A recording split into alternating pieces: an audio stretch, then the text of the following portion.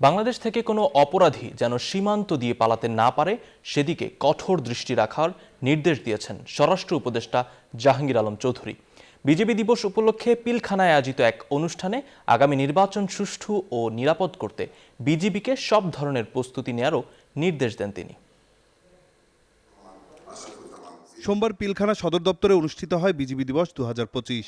শহীদ শাকিল আহমেদ হলে এ অনুষ্ঠানে প্রধান অতিথি হিসেবে যোগ দেন স্বরাষ্ট্র উপদেষ্টা অবসরপ্রাপ্ত লেফটেন্যান্ট জেনারেল জাহাঙ্গীর আলম চৌধুরী।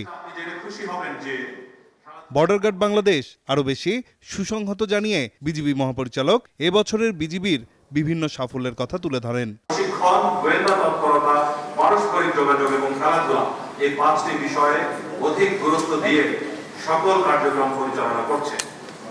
সকল ক্ষেত্রে হয়তো আমরা শতভাগ সাফল্য অর্জন করতে পারিনি, তবে সাফল্য অর্জনে আমাদের প্রচেষ্টায় কোনো ধরনের কমতি ছিল না।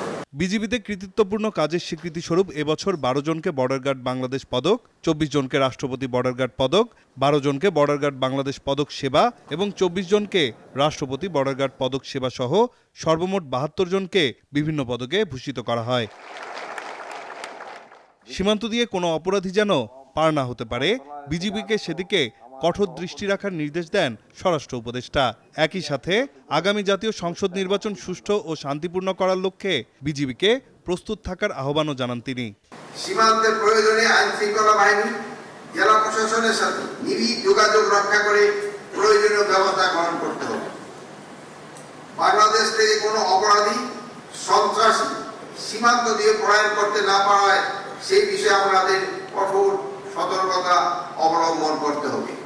অনুষ্ঠানে খেতাবপ্রাপ্ত বীর মুক্তিযোদ্ধা ও তাদের পরিবারের সদস্যদের হাতে পদক তুলে দেন স্বরাষ্ট্র উপদেষ্টা। পরে সাংবাদিকদের প্রশ্নের জবাবে তিনি বলেন, ফ্যাসিস্টরা নির্বাচনে বাধা দেওয়ার চেষ্টা করবেই, তবে সকলের সহযোগিতায় সুষ্ঠু নির্বাচন প্রত্যাশা করেন তিনি।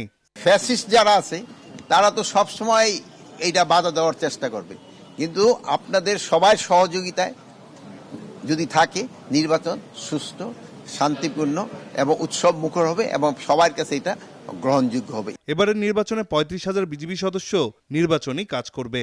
নির্বাচনে এখন কোনো শঙ্কা নাই। নাইম আলচিকো, নিউজ 24, ঢাকা।